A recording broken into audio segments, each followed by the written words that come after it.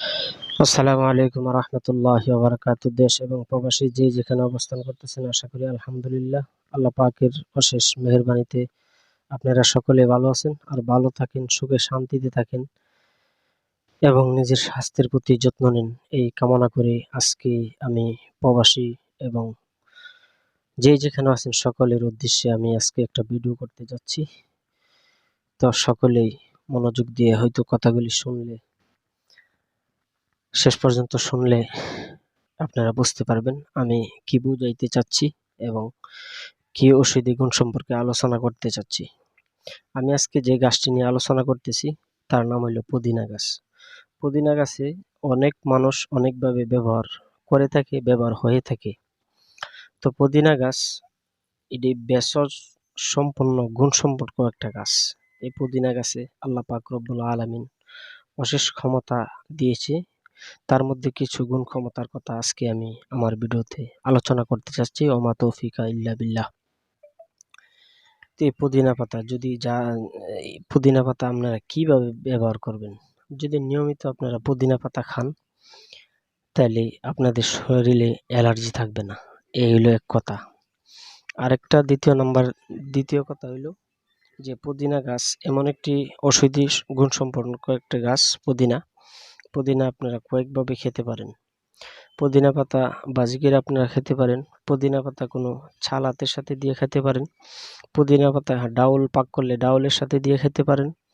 খাইলে যে কোনো অবস্থাতে আপনার দেহের মধ্যে ঢুকলে এই পুদিনা পাতা আপনার উপকার হবে। পুদিনা পাতা যার নিয়ে কোনো পার্শ্ব প্রতিক্রিয়া নাই। আর বিশেষ করে পুদিনা পাতা অনেকেই শহর অঞ্চলে অনেকে বা পুদিনা পাতা যদি আপনি লিগার চার সাথে দিয়ে খাইতে পারেন তাহলে শরীরের যে মেস ভাব আছে এই ভাবটা চলে যাবে। পুদিনা পাতা অনেকে শহর বন্দরে দেখা গেছে পুদিনা পাতার চা বিক্রি করে। পুদিনা পাতা অনেকেই তো গ্রামে হয়তো পুদিনা পাতার ব্যবহারটা তেমন একটা নাই, খুব কম। তো আমি আবার পুদিনা পাতাটা সবসময় খাই, কারণ আমার বাড়িতে পুদিনা পাতার গাছ আছে। আর আমি যেখানে যাই যদি পুদিনা পাতা দেখি তাহলে কিনে নিয়ে আসি খাওয়ার জন্য। পুদিনা পাতা অনেকটা এই ঔষধি গুণ সম্পন্ন একটা গাছ। এই পুদিনা দেখতেছেন কত সুন্দর পুদিনা পাতা। তো আমার গাছটি নিচে অনেকগুলা জ্বালাইতেছে, কিন্তু অনেকগুলা আবার মরে গেছে, একটা গাছ মরে গেছে। তো পুদিনা গাছ অনেক গুণ সম্পর্ক একটা গাছ। আর আজকে আমি যে বিষয়টা নিয়ে কথা বলবো, জানেনি বাতের ব্যথা আছে, বাত ব্যথা অথবা জয়েন্টে ব্যথা বা কপাল ব্যথা, আতকপালি ব্যথা, এই জন্য বিভিন্ন আতকপালি ব্যথা, জয়েন্টে ব্যথা এবং কোমর ব্যথা, এটির জন্য পুদিনা পাতা একটা ব্যথার জন্য এক নিয়মে আপনি খেতে পারেন।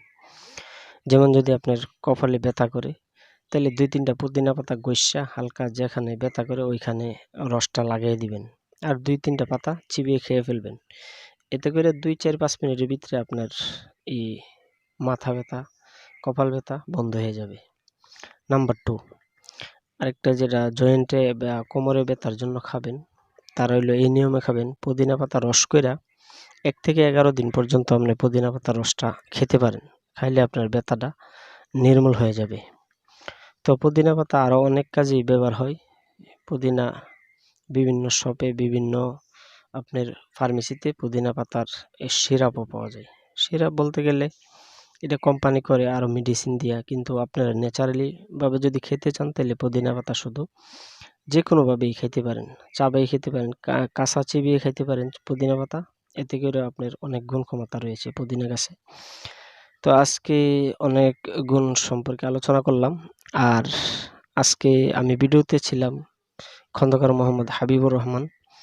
আর যাবার আগে একটি রিকোয়েস্ট করে আমি আজকের মতো বিদায় নিচ্ছি।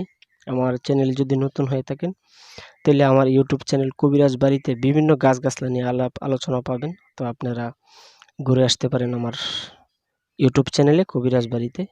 আর চ্যানেলটি সাবস্ক্রাইব করার অনুরোধ রেখে আমি আজকের মতো এখানেই বিদায় নিচ্ছি। আসসালামু আলাইকুম ওয়া রাহমাতুল্লাহি ওয়া বারাকাতুহু।